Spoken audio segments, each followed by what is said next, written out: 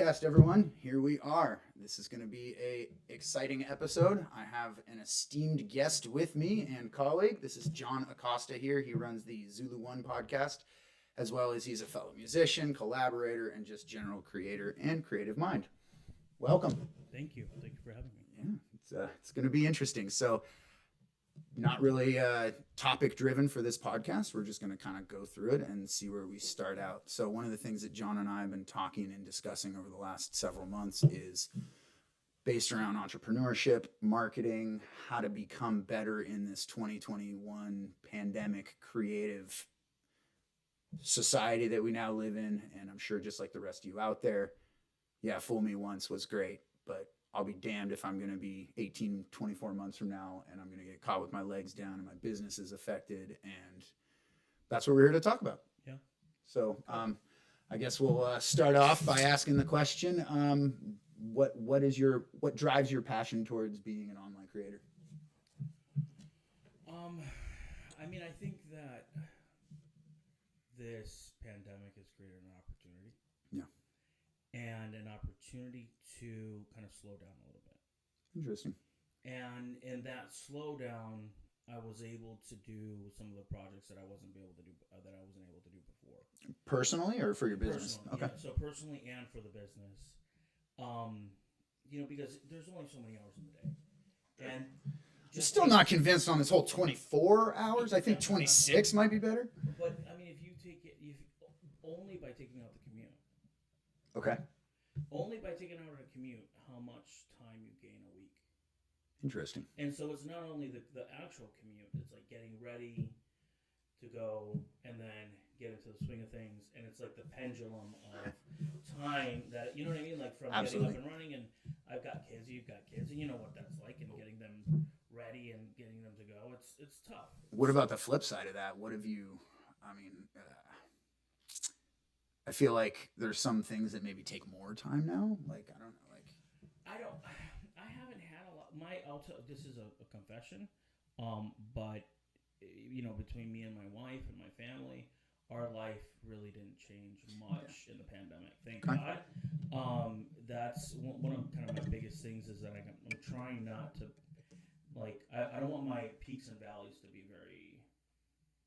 Sure. You want to live in the trough, exactly. Right? I want to live right in kind of the zone of comfort. And I want to make sure that just angles 1 or 2 degrees up. Interesting. So my trend is kind of always on the way up. Are you feeling like, personally, me in this pandemic, I feel like I need to accelerate my trends up. I need to be doing things that are, listen, it's 2021.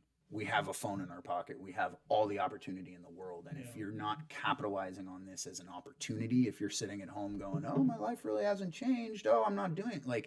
In my opinion, for me, I can't let that happen. I have to move forward in a much more, in a land grab clubhouse scenario where you're just going out there and getting at it. For me, it was a lot of that. It was like I was able to kind of really slow down, really think about what I wanted to do, job wise, I'm in a much better place than I wanted to be. Yeah. A much better place than I was before. With both of my companies, with kind of the podcast, I kind of jumped fully into the podcast. Sure. And also I guess the thing that I was able to capture the most in the pandemic is the extra time and in between the lines, Interesting. So it's not it's like the conglomerate of time. If you gain kind of an hour a day to do your own stuff every week, by the time the third month had arrived in the pandemic, I'd done all the projects around the house. Did you? Yeah. So did you enact different systems, or did you alter your workflow systems, just daily organization to get better at it? Not necessarily. It was just kind of I had less things pulling me in different directions. Got it. Which is kind of always my issue. If you're, I have the ZuluOne podcast, I have VTech, I have Fast Tints, I've got 2 kids, I'm married, I've got projects around the house, constant learning, time for yourself, playing your guitar, listening to books, I'm constantly doing that. So I think that just not getting pulled in so many directions was good, and not just kind of really focusing and I hammered down some things. Like I got my guided meditation up and running, Yeah. which I really wanted to do for a long time, and I just kind of out of boredom, like just being bored. I mean, like, I'll tell you, and I'll tell you folks out there, if you're looking to start on YouTube, that's one of the best ways to do it. Not to steal his thunder because it's not his, but there are certainly in 2021, in the world that we live in, there are residual income streams that you can be diving into that you don't have to be the face in front of a podcast. You don't have to do that. And those areas are where business is going. Yeah. There's this, and they refer to it as a creator economy. Yeah. And it's a creator middle class. It's people that are Yeah. just like you or me that are realizing that the old let's teach every kid in the classroom the same way for all 28 kids. The society, this creator economy is realizing that there's other ways to make money, and Yeah, you can stay in your lane and actually do what you love and do what Yeah, you like. yeah. You know, I heard something really great the other day. It wasn't that you're lazy at your job; it's you just don't love what you do. Yeah. I mean, I'm a little bit. I differ on that a little bit. It's like love whatever you're doing. Is kind of my position. Okay, yeah, sure. It's like I don't I try to be in a place where everything that I do has an engagement of love. Does that make sense? Mhm. Because I'm in a place in my life where I can allow that to happen. So I'm not really forced to do anything. Sure. I'm just like That's a good station to be yeah, at. like Anyway. it's, like I'm glad I'm able to do that. And you know, I was talking to one of my buddies that had moved, right? So I was like very unhappy where I was. Okay. And then he moved Do you mind if I ask where he moved from and to? from the East Coast to the West Coast. Okay. And so he moves from the East Coast to the West Coast, and His I'm like, dollar was cut in half. yeah, his dollar. Besides his dollar getting cut in half, but it was like his dream to live on the West Coast. I'm like, listen, man, the only thing that's not changing is you. If you're not gonna change with it, maybe that new move creates an opportunity for change or an opportunity for growth. Let's just Sure. put it that way, because Sure. I think that's like an opportunity to deal with your demons. Right. Well, and that's a good clarification you just made there. When people say change, they think that that's an about face versus growth, which is just increasing what you already have in Yeah. your skill set that's already Yeah. there. Or just like that that Japanese art that fills the cracks with gold. Have you seen that? Like, so I can't remember what it's called, but there's a Japanese art where if clay pot falls and cracks in a couple pieces, Yes. they bind it back together with gold. And so it's the idea is that like the flaw makes it more beautiful. And so there's that's part of it, right? It's like we have this old mold of who we are. Yeah. And with that growth, we crack it, and then we fill it with things that we just learned or appreciate, and we become better at doing it. And by cracking it, you're no longer the same person that you were. Exactly. Yeah.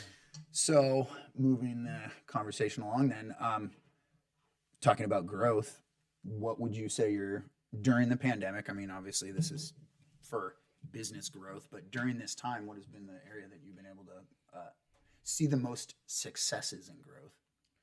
I think working on the shit.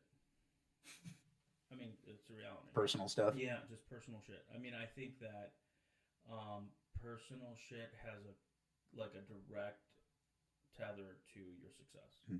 That's, I mean, hands down, it's 1-to-1. One has a cause and effect on the other. Do you right? know who Haile Selassie is? I listen like the Ethiopian Yep. Rastafarian. Yep, absolutely. king /God. / military leader with an AK that went around and Yeah, made a name for himself. Yeah, so there's a dichotomy there. And one of the things I saw it on a poster, might be from him, might be from Bob Marley, but it was from his speech at Addis Ababa. Okay. And he said that you cannot have monetary gain without spiritual gain. Oh, If you can't have one without the other. Yeah, And absolutely. Yeah, I think it's. I mean, not to go too much in the woo-woo world, but that's where I kind of live. But I think that like abundance is abundance. You know what I mean? Like you have an abundance of if you come from a place of abundance, you're like you have an abundance of love, of peace, of financial success, of like fun and laughter, and that comes natural, that flows naturally, Sure. right? And so like working on shit is literally like opening those flows, right? It's like because it's turning the faucet on. Yeah, and exactly. Getting a couple extra cranks on it. Exactly. So the idea is if you come from a place of lack, and I think that that's where everything parts from, right? If you're like, hey, I'm from, like even your language changes when you start working on your shit. Or the It's way like you say a word, exactly your so inflection and your you might demeanor. you might be in a situation where you say this always happens to me. Like if you're saying this always happens to me, like there's something underlying there that could be uncovered and dealt with. Sure. And so it gave me a lot of the pandemic was you're stuck with you. You're here with your family. Yeah. Like here's an opportunity to get really engaged, and here's an opportunity that things are not going to pull you away from it. Like I kind of assumed responsibility for my creation of chaos in my life as well, and that was really big. So it's really like the pandemic has been Is your garage clean? ish. Mine Ish. is not. Mine Ish. mine is a Ish. gigantic dumpster fire. Yeah, it's like ish. It's like The whole like wake up every day and clean your bed. Like if you have a disorganized space, like you're like wake up every day, make your bed. Like I do have relatively organized. Like it's 70% organized. Like I have toolboxes that are all organized. I have stuff that's organized, and then every 90 days I'll go in and kind of oh wow, out. Yeah. Whew. Yeah, I'll take a Saturday and I'm like, mother, and I'm like, I gotta fix this, and then I'll take it. And you judge yourself for not getting the other stuff done while you're doing it, right? Yeah, I mean that's so to circle back to my original question. One of the things that I've been trying to work on the most, again, that trough, removing the highs and the lows, but for me, it's the why I do things and the judgment that I think other people may have of me. Mm-hmm. So Okay. I've been trying very hard to stop caring what other people think or allow. I mean, how many people out there are buying the $100,000 Beamer to impress the asshole in college or high school that they don't actually like or care about? Like, exactly. stop doing that. Yeah, It's being able to eliminate that has really accelerated me in my growth in YouTube and huge. Podcasting and business and marketing and getting out there. Yeah, that's huge. That's huge. And it like at the end of the day, and I'll be very explicit in this. Nobody gives a shit. No, your friends from high school don't give a shit. Nobody gives a shit. Everybody's doing their own life. More to the point, you are not the center of this infinite little world. They don't even think about you. Like nobody. The only people I care about is probably your coworkers, your family. Like that's it. Right. Those are the only people that. And I think that also part of the pandemic is like to better those relationships.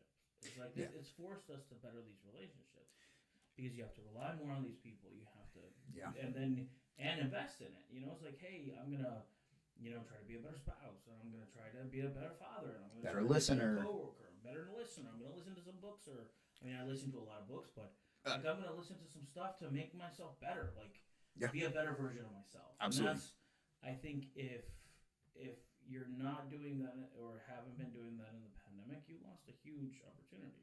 Maybe some people learned about investing in the stock market or whatever that is, but if you're an asshole going into the pandemic with us, listening to the stock market or investing in the stock market, you're an asshole that invested in the stock market. More to the point, if you make decisions in your life based on things that are not around your core values, that getting back to yourself, you're gonna buy the GameStop when it's high. You're gonna buy the other crap when it's low, and then it goes even lower. The stability that you need in this pandemic to be able to feel good about yourself is I think what we're both kind of talking about. And it's like creating your base, like solidifying your base. I think more than anything, this was the pandemic was a test on solidifying your base, like shoring up your core. What you mean, internal core or your like your spirit, like in some like your character. It's like shoring up your character or dealing with the things in your character. Absolutely. I was talking to my wife about this. Actually, no, I was talking to my friend Ryan and Arun about this.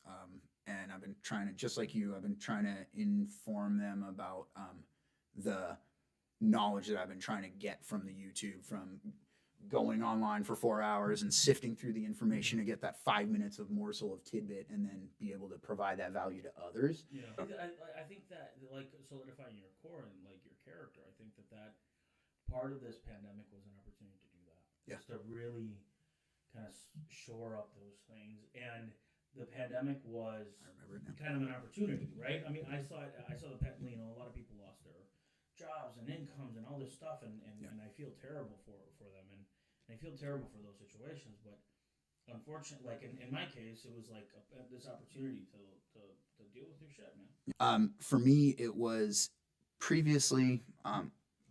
You play guitar. I play the drums. I know how to play guitar. Is there one song that you've been working on for years that you've never been able to master? Like for a third language, some insurmountable thing that you Yeah, kind of keep putting back on the shelf, yeah, and you don't, or some area of your knowledge base that you didn't quite feel comfortable or like a subject matter expert in. For me, the pandemic was like, okay, you have no excuses. all of that second guessing and all of Yeah, that apparent ideas of judgment that other people yeah, make, yeah. gone. Like Oh, that, that's good. Yeah, I'm no longer at a point where I have to go, oh, what is my voice? Like, I've always been in public speaking. I yeah. did theater in class in school. I tried to do movies. I was in a commercial with Jerry Rice when my mom worked at the United Way. I've always Oh, been really? there, but I never really had that lane to figure it out. And it's very interesting to me that 2021, the pandemic, everyone being at home, everyone gobbling up all this Yeah, content has really allowed me to just throw those judgments away and yeah. Yeah, I dive mean, in. you didn't like at the beginning. This is also is like we went through a collective traumatic experience. Oh, yeah. There was like it was at the beginning of the pandemic. It was like, hey, 2012. The movie 2012 is like it's the end of the world as we know it. Toilet Like, paper yeah, shortage. exactly. Like it was like there's gonna be a ton of people that are gonna die, and then it was like You're a military man. How prepared were you? yeah, I was pretty prepared. Like I was kind of had what my plans were gonna look like. I was relatively prepared, and I live in South Florida, so commandeering a sailboat and getting out of it's Okay. not that difficult, right? Okay. It's not extraordinarily difficult. Coastal town, sure. Yeah, exactly. So you just, I mean, I live 10 minutes from the water, so it's like, boop, boop, let's go, we're out of here. Okay. Um, but then it was like, okay, so, whew, we didn't die. You know what I mean? So like, what? And now what? Yeah, exactly. And so a lot Now of people what? were like, And yeah, stuck inside. exactly. So a lot of people were like, I'm gonna take away the excuses, and Yep. kind of went through this transformative experience. But I mean, it was stressful at the same time. Like a lot of my mental real estate was taken up by kind of stress. Because I Mm-hmm. run a company and Yep. we didn't want to fire people, and we wanted to we reduce salaries. Everybody kind of held their breath, and then like August, September time frame, it like exploded for us. It was like boom, open up, like let's go full throttle, nothing's happening, and then all of our customers started opening business back up, and that was encouraging. Yeah. So, for those of you out there that aren't aware, John and I are both IT experts in the automotive industry. We've collectively got about 30 years of experience purely supporting auto dealerships. And it's an interesting scenario for us because we, as IT guys, don't necessarily fall into that category. Everyone else stayed working at home, but we're frontline workers for a frontline service because everyone needs their cars to be working. So, all the auto dealerships stayed open. Yeah. And we had huge increases in volume of projects that Yeah. I mean it was floodgates as soon as people, and I kind of think it's the same thing, especially now that it's such a digital world. Like where do you see, I mean, trends are moving towards a more digital world. Obviously it's positive for us, but where do you see that going? I think it's going to be what it's going to look like. It's going to be a hybrid of both. It's going to be an all the above. You know what I mean? Mm-hmm. It's not going to, I've had this. You're not staking your entire business in digital. Yeah, no, no way. But there's still people that want to feel the car, that want to, like, we were flying back from Texas one time, and I was with one of our customers. Sure. And so we're on the plane and we're talking, and we get these scenarios where we sit in front of each other basically. Okay. So we just talk. There's no Wi-Fi on the plane, so you just talk at each other's faces for 3.5 hours. Oh, you're sitting this way? Yeah. Oh, yeah, okay. So like you sit. So someone's sitting backwards. Yeah. So okay. we're sitting, but we're like this for right. 3.5 hours. So what you do is talk. And so the conversation between before the pandemic was like, Google Bubble is going to just show up at your house with 3 or 4 wheels, and then it's going to Jetson you, like the Jetsons, Yeah. and you'll get out. And like, nobody's gonna own a car. I'm like, listen, man, have you ever been to Marshall, Michigan? Marshall, Michigan is a town of 9,000. Same Central Michigan, and there's cars that have been around for 20 years, It and looks like that Cuba. town has 3 dealerships.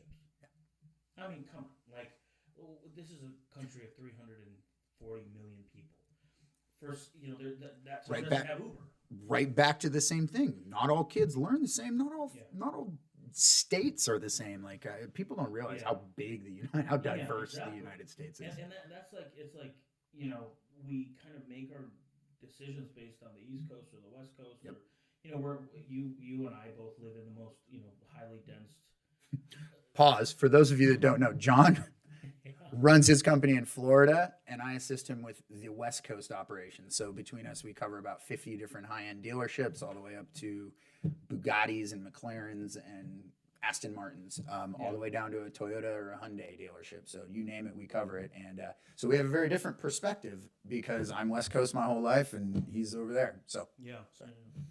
So we're in kind of some of the most highly dense yeah, dealership markets in the U.S. and we see them every single new trend and everything like they're going to take every single and then the majority of the country is like we don't care, we're just gonna and you drive anywhere in the U.S. and there's dealerships everywhere. yeah, So we're on Clubhouse, like yep, we're both Clubhouse is very big for the automotive industry, and we're kind of sitting there looking at and you hear guys that are from Missouri and they're from Tucson, Arizona, and yeah. like from all over the place. And they're doing, there was a guy that was talking, and he was like, "We have a dealership in North Carolina. We have 6 sales guys that each sell 22 cars. Don't have a BDC. A BDC is a business development center. Don't have a CRM, and do everything through relationship selling." That's amazing. And then you hear another dealership that's like, we pump out 1,000 cars a month. That's a Toyota dealership in a major metro area. So it's like there's different strokes for different folks, and there's Yeah. 900 different ways to be successful, and there's 900 ways to be really good at what you do. So, that's I guess the pandemic highlighted that as well. Is like there's not one path to success. There's many paths to success, and So, but that's for your clients. Did that alter your business? the pandemic. The fact that there's it, it's almost as if the pandemic, again, back to what I was saying, has showed people their lane.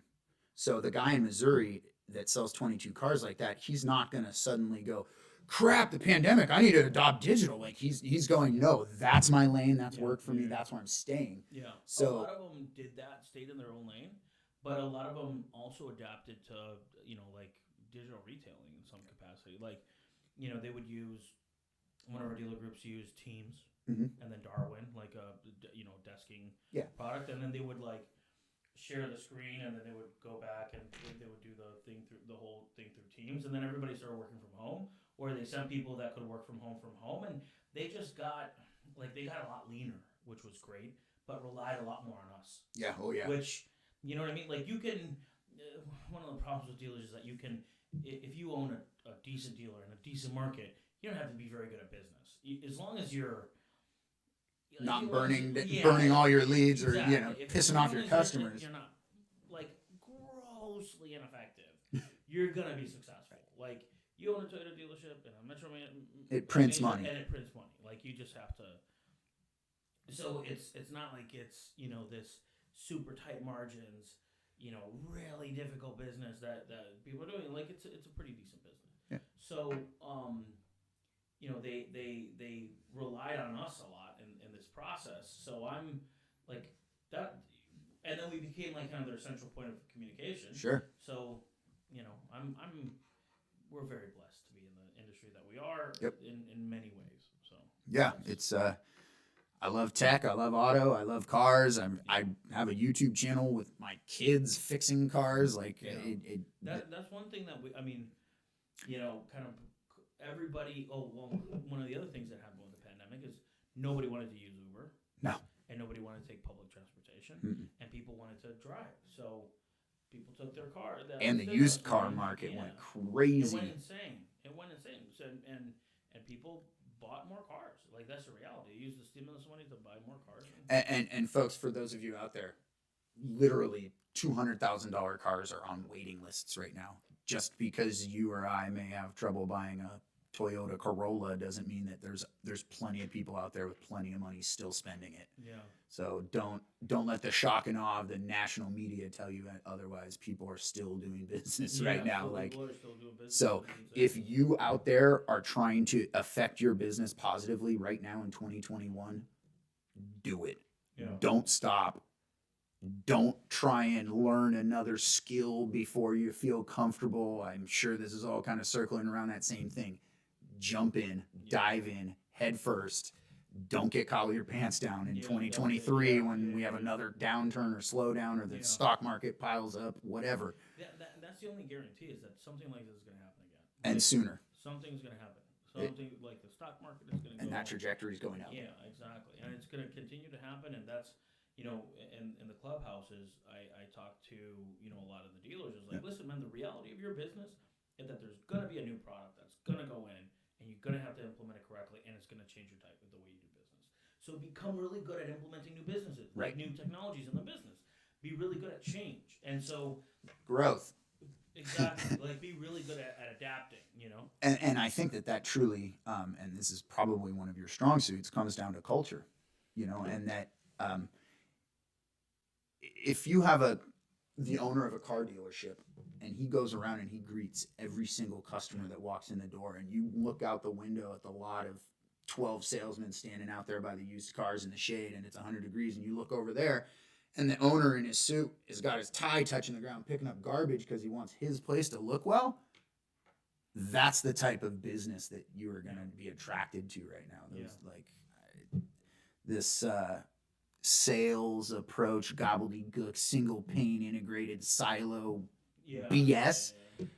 People don't want it anymore. I think it's almost like the age of authenticity. Yep. It's like authenticity is the thing that connects, sells. Like it's really what gets people into engage with, and the age of like putting up this veneer and process and stock photos and not exchanging some of yourself in that process is out the door, man. Anybody that's not doing that, that's not being genuine, that's not authentically engaging is gonna be in for trouble. So let me know in the comments below where this question ranks in your list. What are you trying to sell me? Yeah. That question is first and foremost. I don't care what it is. If I'm watching a YouTube video to the commercial on the Super Bowl, what are you trying to sell me? So for those of you out there, provide value. Don't try and sell anything. Like, don't go for the click. Don't go for the... Don't transactionally go for the next thing. Build relationships. Be that guy that doesn't use a CRM and calls everyone every day. That's the way to do business in 2021. Yeah, and like with the ZuluOne podcast, I'm like, I don't care about how many viewers I have. I care about like deep dive, long conversations and connecting at a deep level with somebody. And I think that the pandemic gave us an opportunity to do that on a regular basis. Because you talk with people that you hadn't talked to in a long time. And you kind of vulnerability, like opening yourself to vulnerability, opening yourself to being authentic is a big piece of that. And I'm very grateful for that. Yeah, me too. And surrounding yourself with people that high tide raises all boats. Yeah. So, being able to be around collaborators and find people that have a like-minded trajectory or path or even just passion and drive is huge. So and it's been difficult in the pandemic. It's hard to find people, and now there's all these new virtual ways of finding each other. We're very lucky to be able to have you fly out and sit and do an interview like this, and so I thank you for coming. Of course. Death has a really particular way of putting things into perspective. Yeah. Like that's the biggest thing that we were all faced with is our own mortality. It's huge. Yeah, I don't want to be left in the dust. I mean, it's tough because I forget who said it, but it was like, life is really short. No, life is really long. Life is really long, and I don't think it's death that, like, obviously the 500,000 people that died just in the United States alone is huge, and that's insurmountably I won't even speak to that. But I feel like people are looking at it more like, well, if I fuck up, what am I gonna do for the next 20 years? Like, how am I setting myself up so that I'm Yeah. insulated from this being as you just got smacked over the head with a Yeah. board and you're down in the ditch in the Yeah. mud, like, and I think that also Yeah. happened to everyone no matter where you Yeah. No sat. matter where you sat, exactly. I mean, everybody was in that. Like I was speaking to dealership owners that are very comfortable. They have fortunes, and they were nervous. Yeah. Like everybody from top down, everybody was nervous. Yep. And I couldn't imagine if you were kind of living paycheck to paycheck, and A restaurant that just opened 12 months ago that paid 80 grand for all your kitchen and your fridges. Yeah. And it And then the servers that were starting there that were juggling 2 or 3 jobs in the service industry, like it's terrible. I heard I think it was a news blurb or something. It was like, man that furloughed his employees and paid them for 8 months realizes they all got other jobs and they were just taking his money. It's like, oh. Yeah, that's terrible. Yeah, I mean, Do you not to shift gears, but do you think that people are more or less genuine now than they were? I think more. I think that we were barreling kind of towards an uh, culture of almost like a transactional culture. Mhm. So it's like, show me your facade, and I'll like it. It's like Fake yeah, entrepreneurship. like fake entrepreneurship, like this thing of People hopping over a fence Yeah. at 10 o'clock at night in Florida to go Yeah. take a picture next to a jet, yeah, even though it's not their jet, or they'll rent one just so they can Exactly. look cool. And Yeah, I mean, I think like I think that transactional nature has gone away a little bit, and it's like, hey, people are like, why is Gary Vee so popular? It's because he's an authentic dude. Like you talk to him, and I've never talked to him before, but not yet. not yet exactly. But if you engage with the guy, he's like, dude, this sucks, and he kind of speaks from the heart. Yeah. It seems like, and like some of the guys that we like in common, like Jordan Peterson, you hear him talk, and the guy's, getting very emotional in the process, and you're like, this guy's really, whether you agree with him or not, really means what he's saying, and I think that authenticity and vulnerability, more than anything, is like we kind of had this courage to become vulnerable, and the Well, Brene it's your Brown, judgment of other people, like, whether or not you care whether they judge you or not. exactly, and so this kind of like vulnerability that was kind of forced on us. I think that's why the death part is in context. It's interesting. Important. Yeah, It's yeah. like, because we're vulnerable, like having vulnerability, and then it's like, okay, it's not that scary. To Oh, everyone lost their shield. Everybody lost their shield, so it kind of made everybody a little bit softer and then in softness, there's growth. There's Sure. when you're carrying something a little softer rather than kind of white knuckling life, which was kind of seemed like. Are you carrying an egg or a concrete brick? Exactly. Like you can, and it forces you to stop and slow down. It's like, what am I really doing? And then some time to think. And Do I like, grab these the same way? Do I pick them up the same way? Do I set them down the same way? Yeah, sure. I mean, I think it's in some weird way, I'm really grateful to the pandemic. Yeah, me too. And I have been in a very unique scenario, and I'll give you guys a bit of a tidbit on it. But for schooling, my children are up with grandma. And because grandma is 80 and has a pacemaker, unfortunately, she's considered high risk, and I get that. And I work in the field, as you see here, in a dealership. And because of that, I have not been able to be around my kids. So for 3 weeks to a month at a time, my wife and my kids and my dog and my cat will go up to grandma's house about 2.5 hours away, and they stay up there. Then they come down here for 2 weeks. I stay and work in the office and quarantine for those 12 days.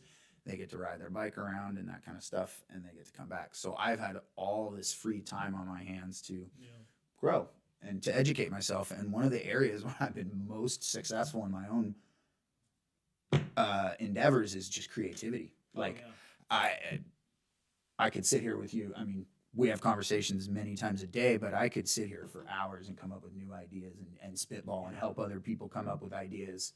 And I think that getting those creative juices flowing has been another positive thing that I've seen out of it. And not just for me, for my kids, for everyone. I mean, people are bored. What are they going to do? Yeah. Like, we can only watch so much Netflix. Oh yeah, absolutely. Yeah, you watch all those Netflix shows, but they're like, people are discovering like wonderful ways to get engaged.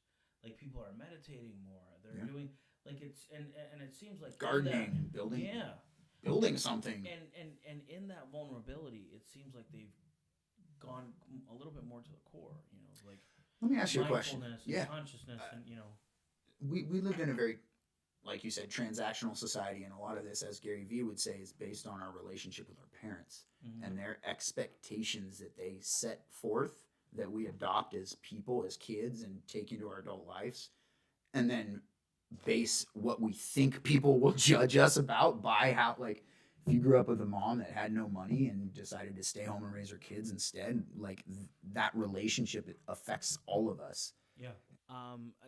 I've been doing the family constellation therapy for a long time, and that's kind of the premise of it. It's that, out of loyalty to our family systems, we repeat patterns, right? And it's kind of the first kind of principle is that everybody, when they come into this earth, right, they're born, has a need to belong. And so everybody comes with this innate need to belong to something. And that's their family system. By whether you're artificially inseminated, you grew up in whatever that is, you belong. You come from always a mother and a father. Like no human that we know of does not come from a mother and a father. So the idea is that if we came because we come from a family system, and that family system has trauma ingrained in it, that we, out of kind of loyalty to that family system, we repeat patterns. And so if there was lack in our family, we create a pattern of lack. Yeah, sure. If there's, and we say, and the idea is that we say, because I love you so much, mom or dad, I'm gonna carry this burden for you. Right. And then healing comes from giving that burden back. Does that make sense? Yeah. From a place of love, not from a place of judgment. And so it says, okay, this is yours, and this is now mine. And we also, like, people get into positions that they're not supposed to be in. Meaning their role in the family unit is changed. Okay. So like, you have a younger brother caring for a developmentally disabled older person. Exactly. So or like the son taking the position of the spouse to the mother. But sure. Not do the dishes, take out the garbage. I need you to get the laundry. And emotional support, like, I had a really rough day, and I'm gonna unload on you, and all those, kind of those things. And it's this exchange that happens, and out of loyalty to the parent, we take that position, right?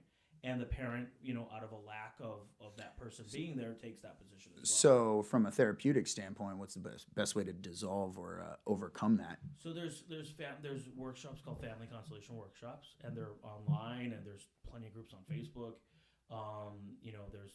There's Clubhouse groups that are on it, and you can give back and resolve those things from a place of love, and so your kids don't have to repeat that pattern. Yeah.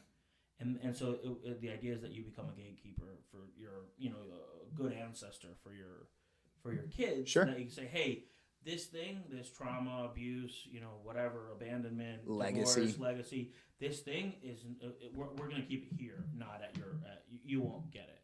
So we're not going to, you won't inherit it. So well, and most people don't even realize that they're doing those things, or it's an autonomic function, it's ingrained in our language. We all do it, but but it's even ingrained in our culture and language. Yeah. Like the family curse. Have you ever heard, like, oh, this is the family curse? It's like everybody's an alcoholic.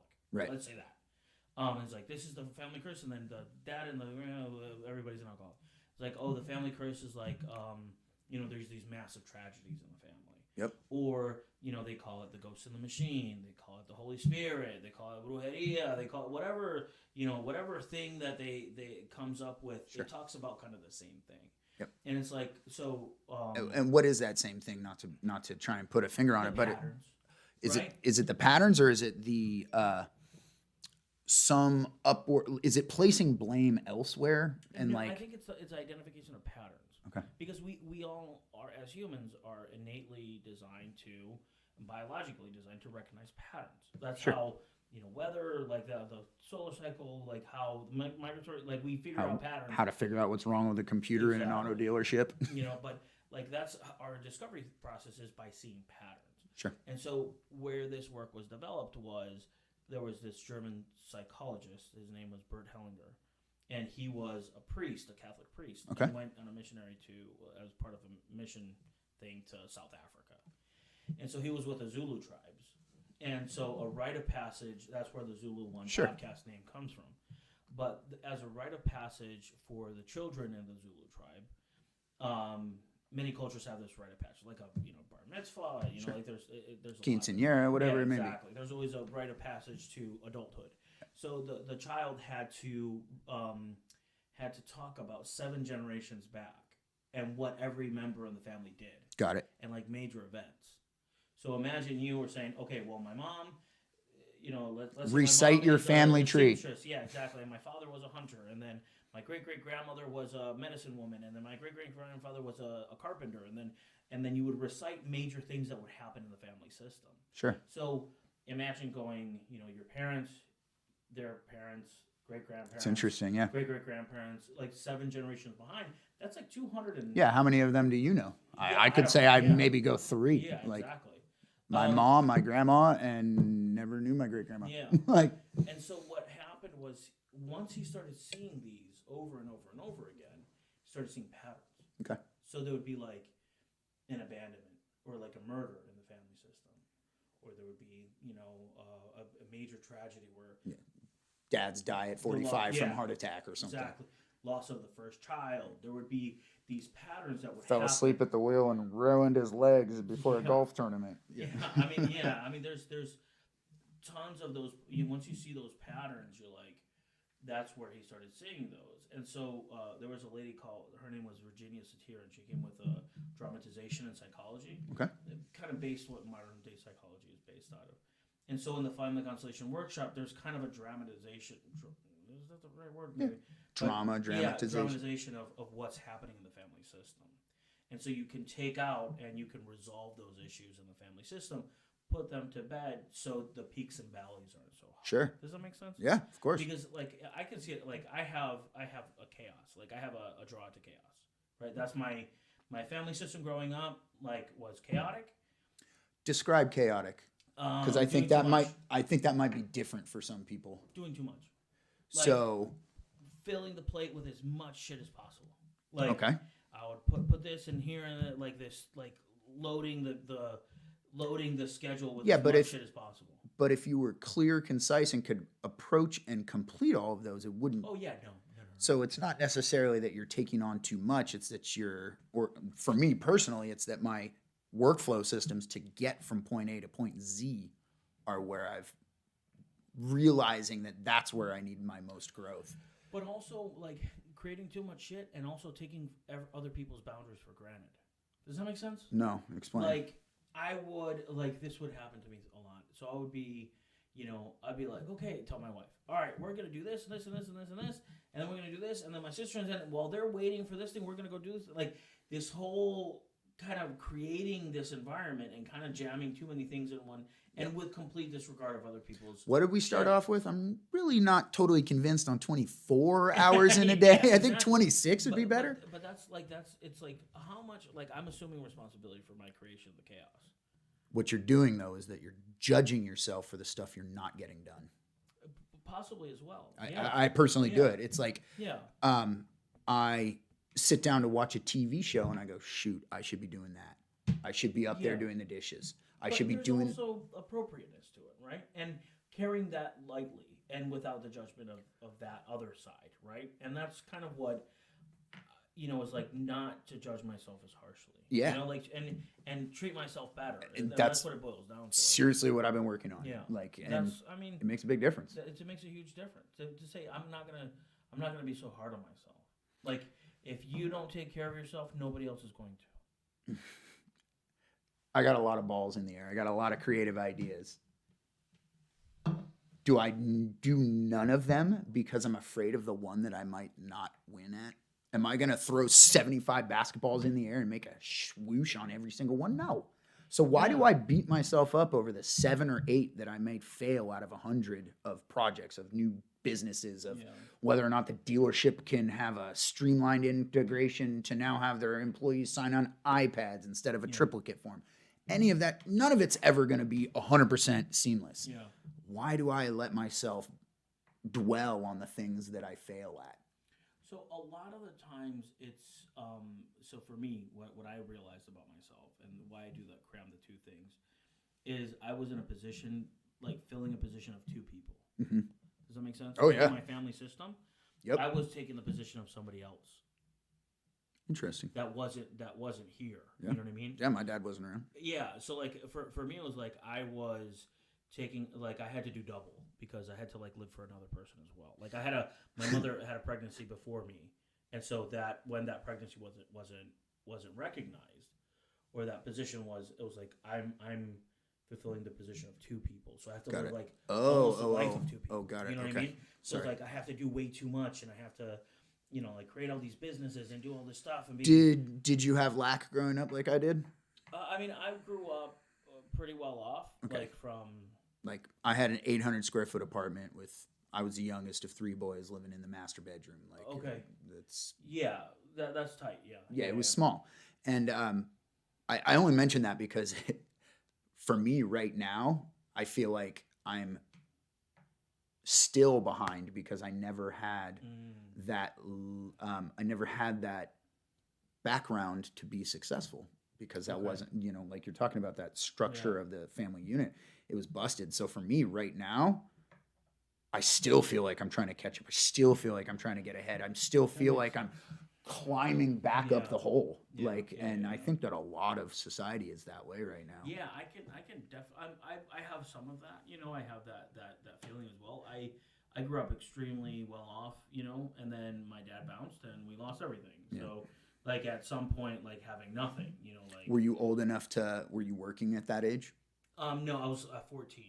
Around 14. So 15. you were, but you were out there hustling. Yeah, I mean, in one way or another, I was trying to hustle. Whether to it was get baseball cards or exactly. selling like, candy on the playground or whatever. I was a translator. We lived in Venezuela, so it was like I was like translating for tourists and shit, like just trying to do whatever it takes. It took. But I'm very grateful to that because it taught me that you can have everything and you can have nothing.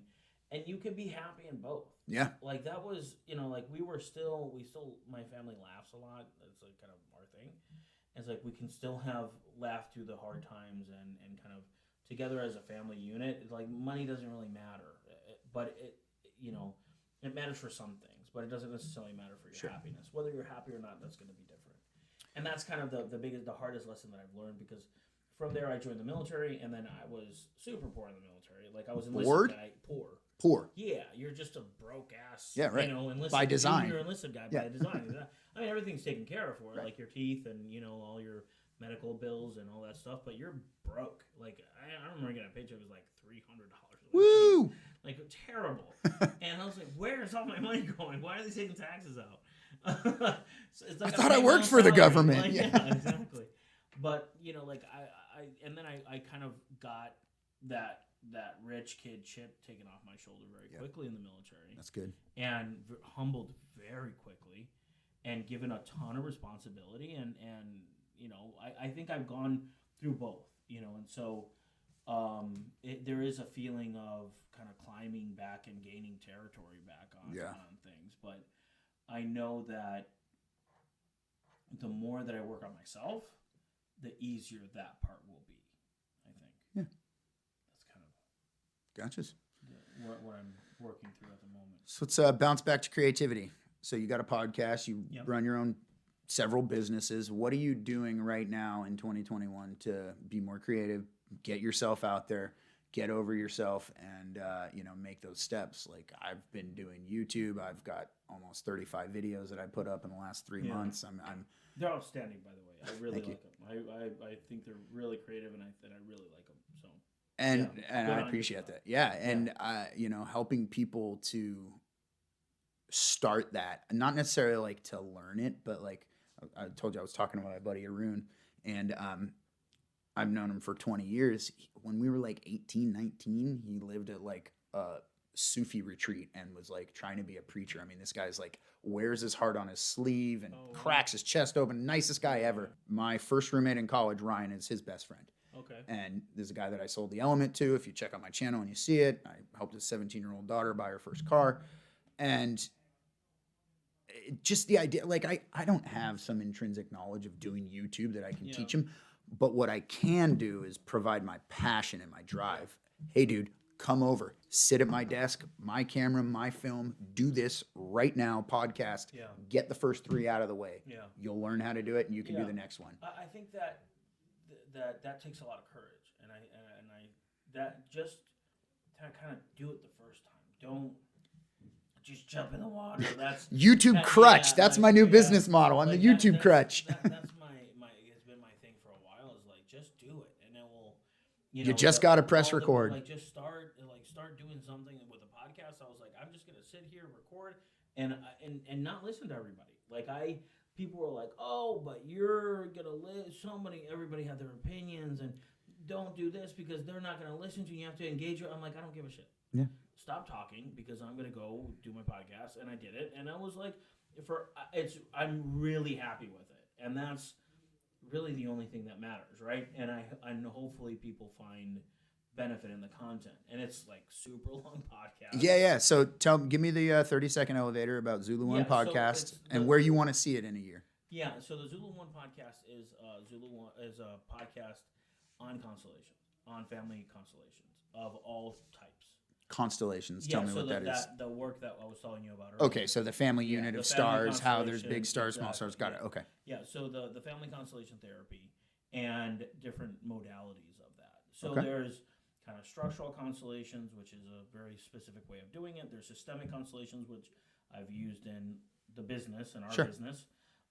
There's shamanic constellations, people that do it from a shamanic perspective, and there's psychological constellations that do it from a psychological perspective. Okay. And so there's kind of all flavors of it. Sure. And the podcast is English and Spanish. I think I've got 9 out. 2 of them are in Spanish. That's awesome. And I have, facilitators, which are people that do, and trainers, and they come and I've had long, 2-hour conversations with these people that kind of do that. So my focus is that. It's like a car, if you were to do a car podcast, mine's on constellation. Sure.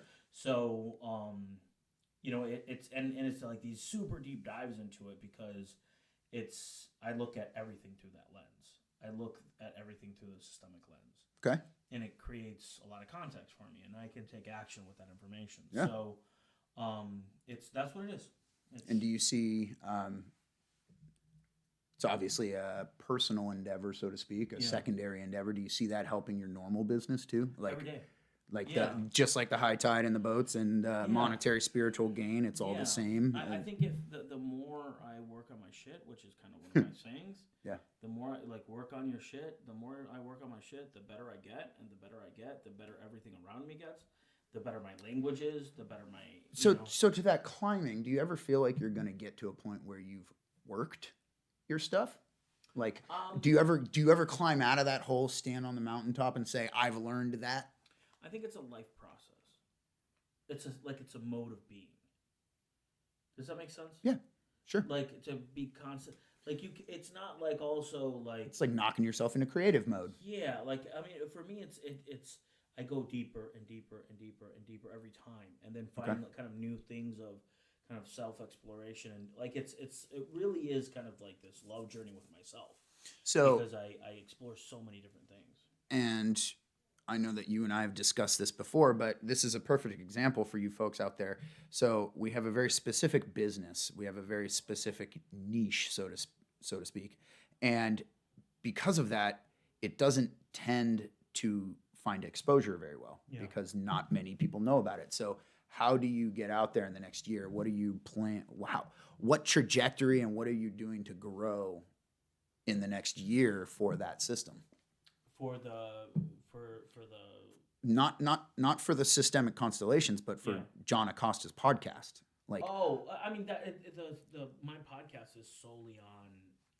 No. I guess what I'm saying is just like YouTube, just like marketing for your business, just like learning a new video editing software, to be better at podcasting, the growth also has to be in the system of whatever I'm doing here. I think that just keep doing it, as much as possible. Just you're gonna get better. Like if you keep doing something, just like playing an instrument, playing guitar, like doing it over and over and over again is just what's gonna get you throw all the basketballs in the air. Exactly. Like it's just to do it over and over and over again, and not be afraid of and consistency, right? Yeah. Like there's so much value in consistency. It's just going there and doing it and showing up and doing it every day.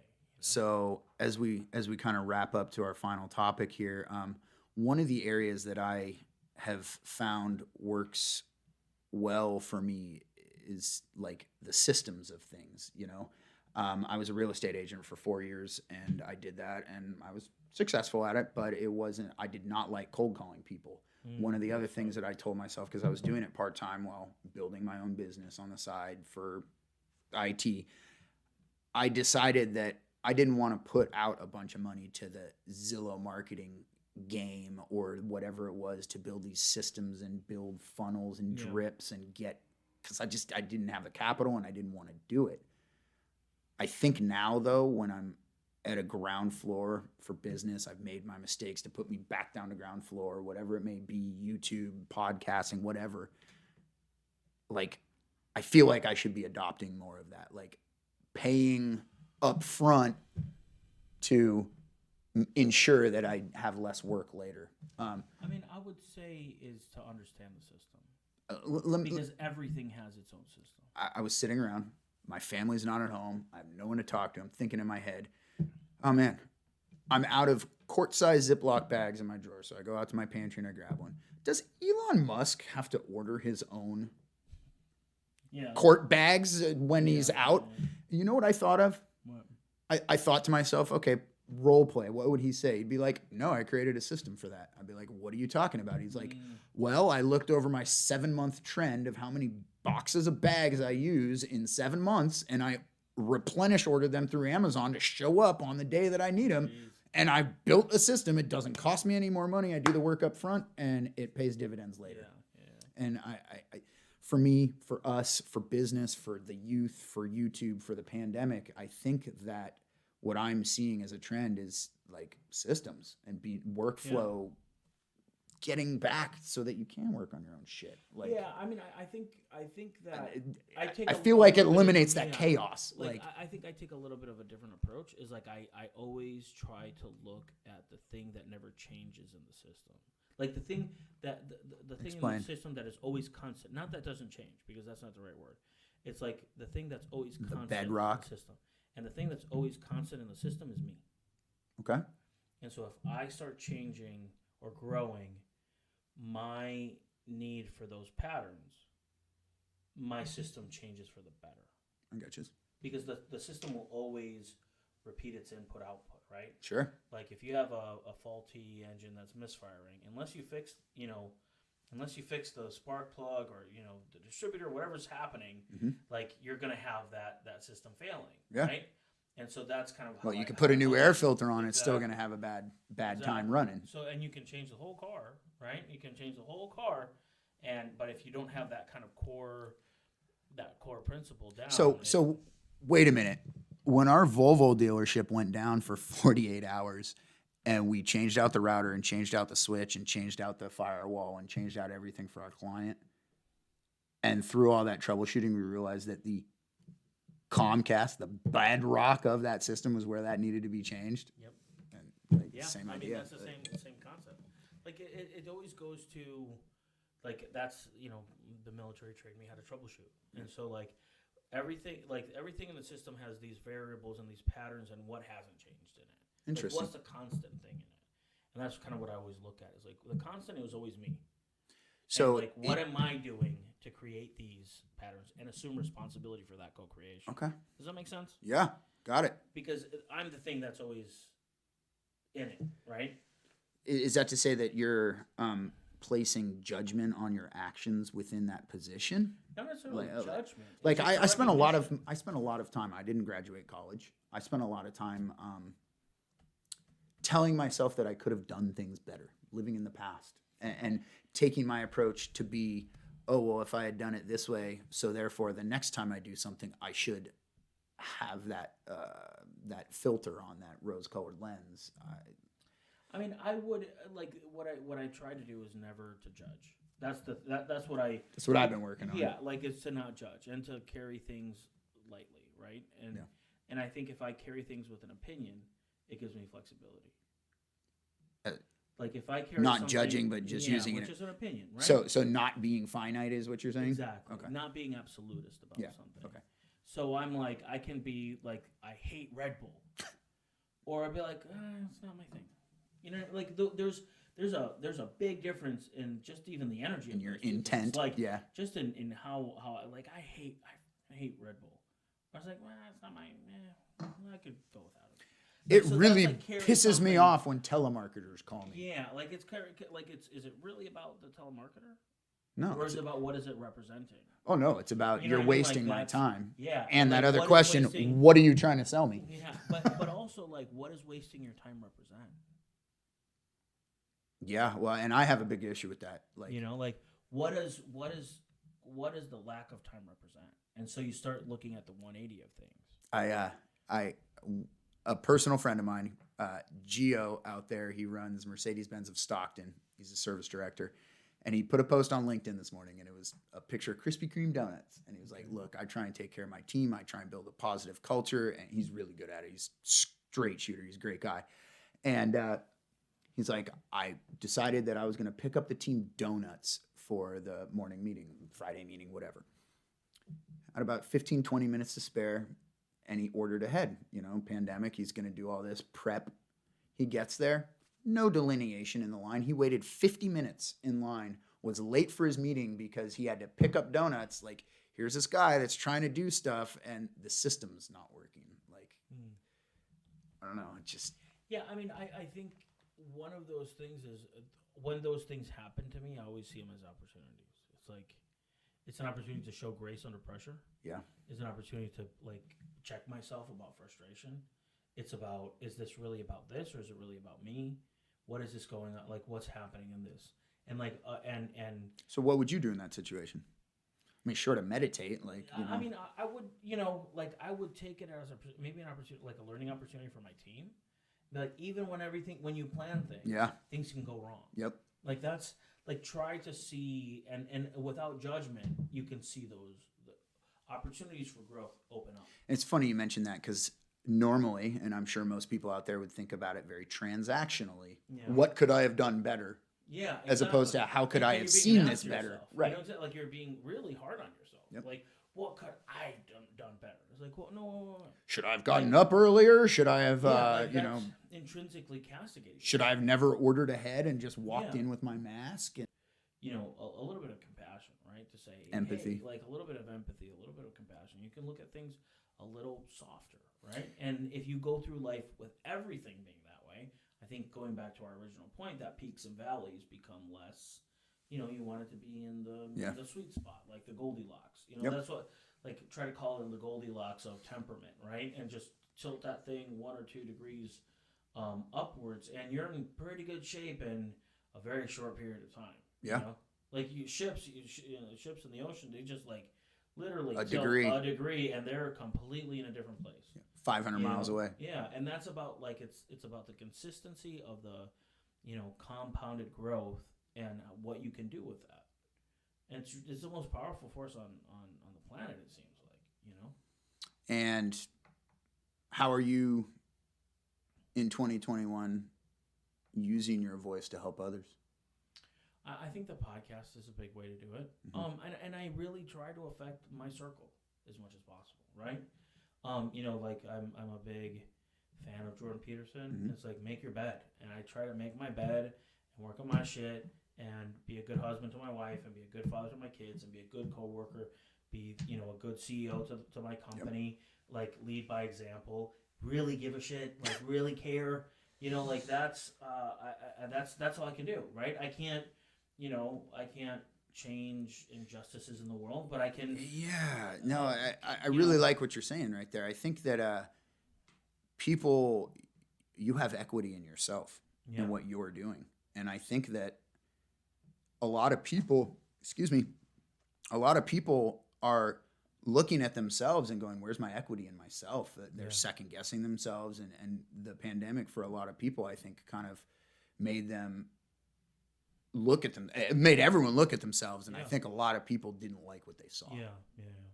And that sucks because, there's not there's not many more fulfilling things. There aren't many things that are more fulfilling than being okay with yourself.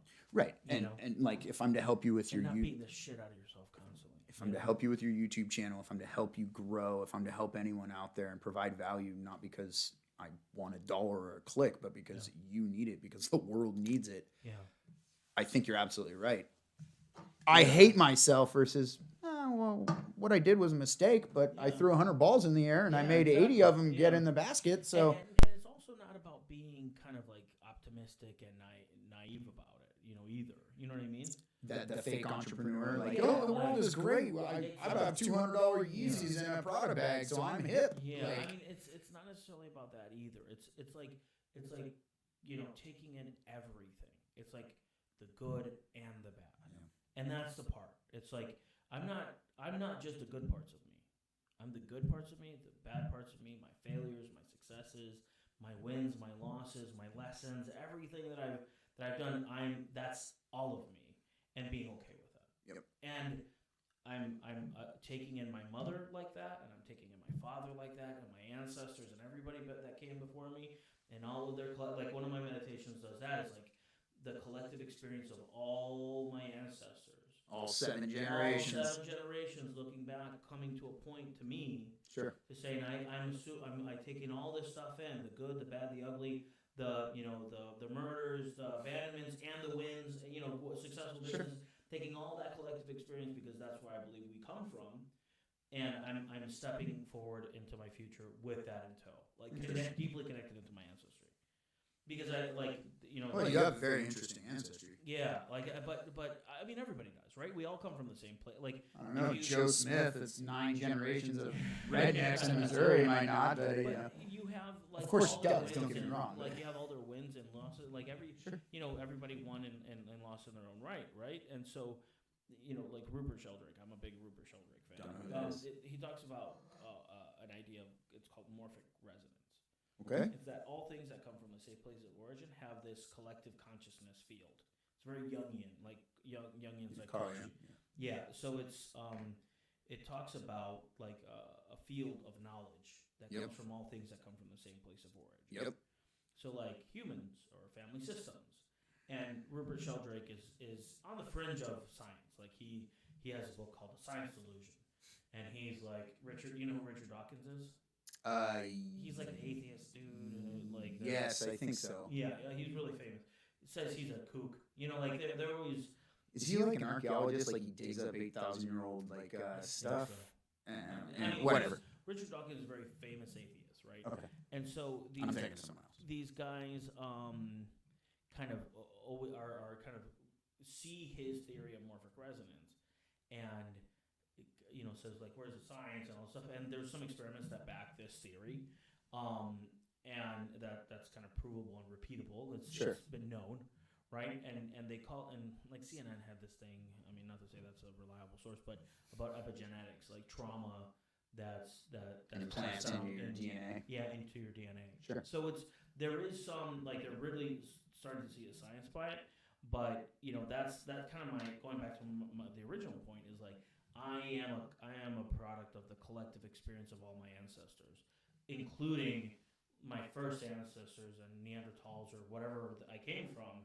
I have the collective experience of all those people before. Got it. Does that make sense? Yep. The branch of a tree that has got the genetics from a giant sequoia that's 2,000 years old, it knows whether to build green pine needles and brown pine cones on that branch versus whether or not to make a conifer or whatever. And so what they found is like, if giraffes are eating leaves, and like on a tree line, the trees downwind from the tree that's at the where the giraffes are eating will change their flavor profile to not be as tasty to giraffes. Interesting. So there's this I don't want to call it subconscious, but there is this mesh connectivity between things that come from the same place of origin, and so people call it the Holy Spirit. People call it karma, Awa, whatever, like Avatar, like they connected to the planet, like that. There's some. My belief system has that there's some truth to that. I don't know how much, or if it's a 1 degree or 100% or whatever that is. No, I'm 100% there. I will say that, again, with this conversation kind of circling around removing judgment, I'm not finite. I don't care that science says that's not true. Well, it's yet to be proven. It's not that I don't believe this. It's maybe I don't know all the information yet. Exactly. And that's like you're kind of illustrating the power of opinion versus judgment. It's like carrying something softly. It doesn't tether you to the thing. And that's what happens with judgment. It's like you're tethered to I'm such an idiot. Like that when you're like, I'm such an idiot, you're tethering yourself to an unfavorable kind of image of yourself. It's like every time I go to a restaurant, they always mess up my order. It's like, do you want them to mess up your order? Like, have you ever heard the divide by 4, multiply by 4 rule? Have I ever told you that one? Yeah.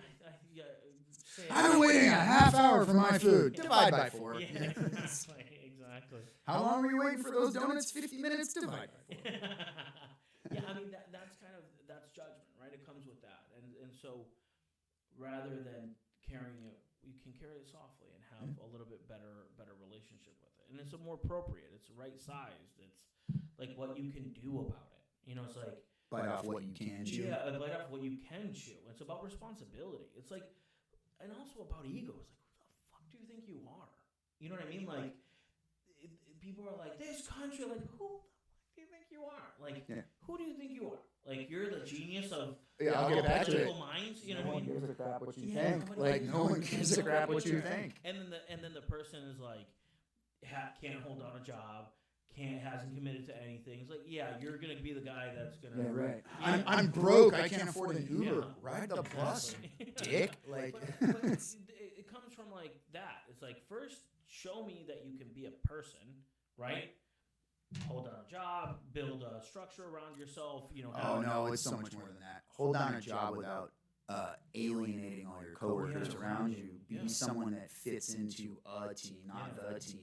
And like you said, that constant, whether you're in a family of abundance or a family of lack or a work where they don't like you or a work where you're praised for all your benefits, like, don't let that judgment be what changes you, like, and be careful what you want to be right about.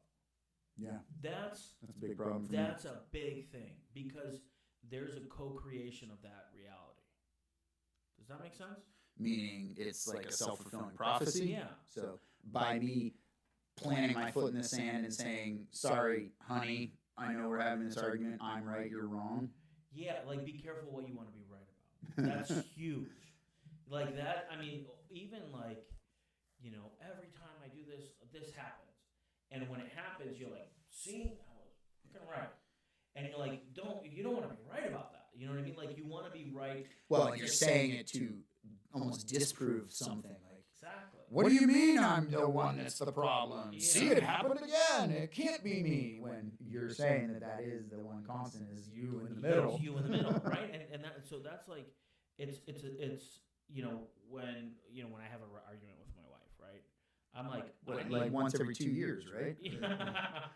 I mean, like, I have this. I assume responsibility for my 50% of this thing. Yeah. Right? Because I'm doing something that's creating 50% of the problem, right?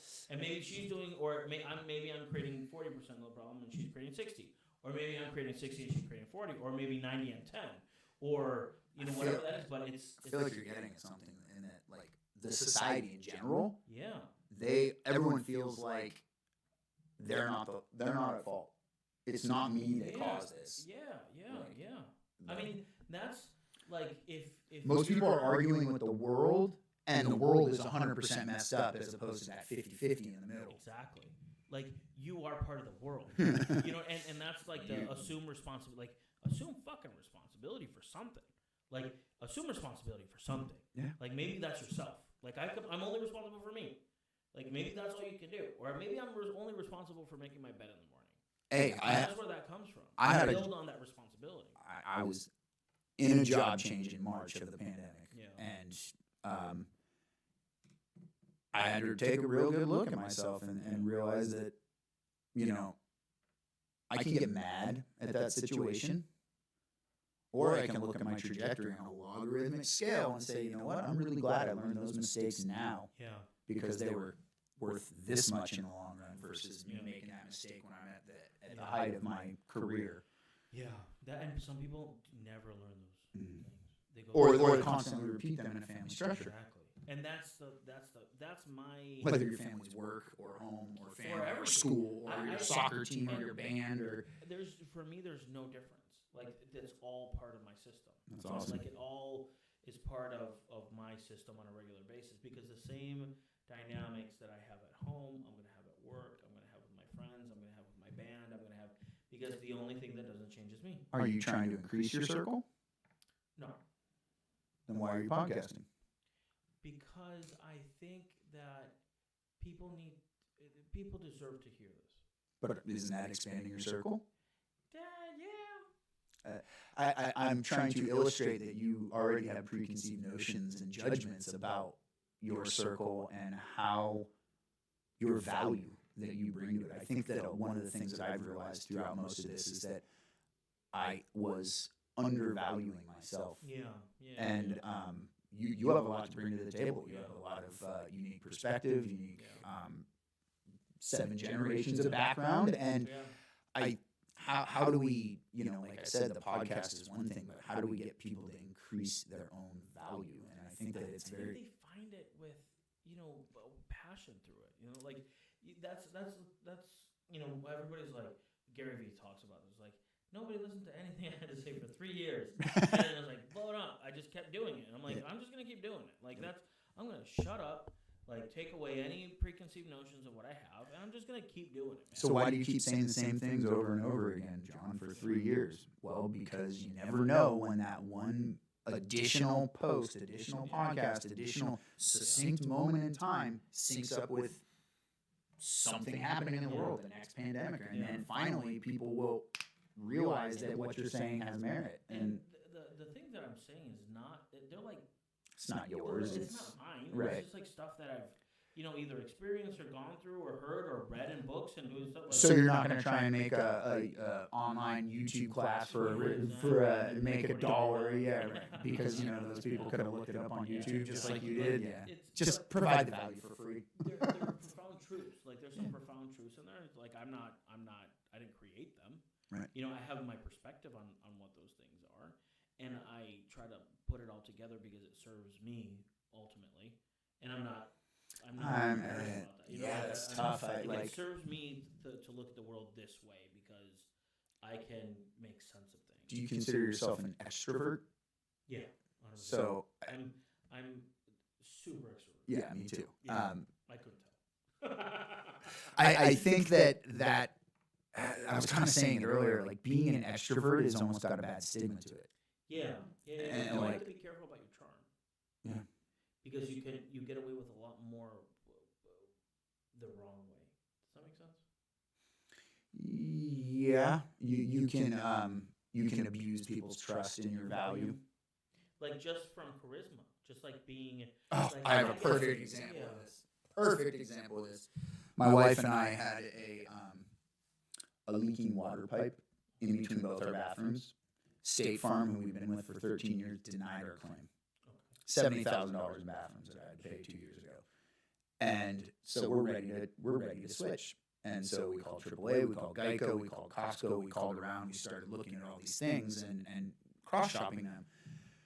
Geico's third party, so I was like, I'm not going to do that. And it just, the guy that was there at Geico, I started asking him questions. I'm like, wait, is this third party? If I have a claim, am I calling you or am I calling Arrowhead General Insurance Company? And he's like, well, ultimately it'll be them. And I was like, okay, do you have anything else? And oh yeah, sure. I just found this great deal. And the more I got this guy talking, the more it was snake oil, the more he was just a car salesman. Like, immediately turned me off because he was abusing that value, that hey, I'm here to help you out, and all of a sudden that subtle little shift. And he talked too much, and he used his charm too much, and all of a sudden it was, what are you trying to sell me? Yeah. And yeah, immediate turn off. That for me is like I have to be really careful about. Like I'm very outgoing, and I have all the things, but I can unfortunately get people to do things that they're not necessarily comfortable with.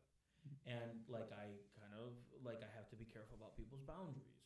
And I have to be so I'm like to compensate for that, I'm like extra cautious about people's boundaries. Does that make sense? Yeah, you're worried about people's judgment of you. Not necessarily. Like I'm worried about people doing things that they're not comfortable with. That's more than anything. Because I really don't care about judgment. But The judgment I okay. don't care about is like the thing that I care about the most is preserving the long term relationship, rather than saying, "Dude, John, every time he You've gets seen me to do this." you've seen Fight Club though, right? Yeah. Kicking and screaming, I will drag you through this, and in the end, you will thank me. I used to have that mentality. I used to have that mentality with my business partner. Yeah. I used to have that, and there's something that you lose in the process Interesting. that I'm not necessarily willing to pay. Does that make sense? Yeah, I mean, I don't know what that thing is lost is, but yeah. I think that you lose. There's a lot of yourself that you lose in that process. Okay. And I've done that a lot.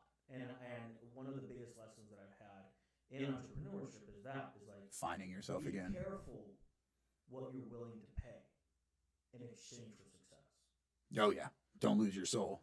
Yeah, like not and not necessarily that either, because there's a heavy pay, and it might be physical, it might be time with your family, it might be all these things, rather than and like just willing things over. Hey John, I got a brand new 3-dealer car group that wants to sign up with you. I need you to run through that glass wall over there. Exactly. That. Or you would run through the glass wall to go pick it up. Yeah, exactly. When you could have used the door. Yeah, exactly. Like that's like how is carrying and not, and that was kind of the lack thing that I've had before. Right. I have to do it. I have to climb. I have to. Yeah. Like this insatiable. You're undervaluing yourself. Like, it literally is what it is. And saying yes to deals that I shouldn't have said yes to. And more to the point, being able to say no confidently and say, sorry, that's how much it is. Yeah. And my value is X. Exactly. And the more I value myself, the more customers value me. Yep. And that's what it kind of boils down to. Yep. And that's what I mean, like, I'm going to drag you to success, kicking and screaming. It's very ego feeling. Like my will and determination is so strong that I will drag you through this to success. Yeah, maybe I use that in the wrong context. No, I think you used it properly, because that's what I did. You're talking about feeling uncomfortable, like with employees, and teaching them and making them stretch and grow and get out of their comfort zone. Yeah, I think that in some capacity, there's other ways that I can do that. That is less. I still have growing to do in that way. Yeah, I do too, man. Like I do too, 100%, because there's some people have a capacity for that, and that's for stretching and growing. And absolutely. A firefighter with a hose. Exactly, because I know that there's other people that are different than I am. Not all the kids learn the same in the classroom. Not my my son taught me that very much. Yeah. That he has a different way of doing things, and like my daughter has a certain way of doing things, and it's like being a parent is like, okay, well, this is. Do I get mad that one kid only eats his rice first and the other kid slops it all together and puts ketchup on everything? I don't like. Why is that affecting me? And so when I've talked about this a lot on Clubhouse, is like when I feel myself getting triggered, I know there's a superposition. Like there's something behind the thing that we're talking about. Like if I get emotionally involved in something, dig to find out why. I'm like, why am I getting like that? To me, emotions is a neon sign saying there's something here that this is representing that's not about this. Okay. Does that make sense? Yeah, sure. So that's like when I'm like I'm gonna drag you kicking and screaming, because I've said that before, literally, to my business partners. Like I'm gonna drag you kicking and screaming through this process. I'm like, what the fuck am I doing? Like now I'm like, what am I doing? Yeah, like, it's a fine line. I'm like, what am I doing? Like, what am I doing through this thing? Rather than, because I've been able to achieve the same level of output through a different way. Right. Like, hey, let's put these goals on together, And if it taking cuts away down the on any of this or the chaos, and then taking it's away worth the it. chaos. Because the chaos, it gives me an excuse to do that. Right? Like it gives me an excuse to not create processes. Gives me an excuse to Those say, systems. not create systems, to not do the hard work of making my bed. Yeah. Yeah. And on that note, thanks for joining us. I think that we should do this more often. And if you folks want to let us know down below in the comments if you have anything that you want to hear next on a future podcast, or if you have any questions. And I have one final question for you folks out there. We live in the auto world. How many of you have done and bought a car on an iPad as a signature? I want to know how many people out there are actually still using the triplicate form that's this long versus how many people are doing the new 2020 initiatives. It'd be interesting to find out. So let us know. And thanks for joining us. We'll see you next time.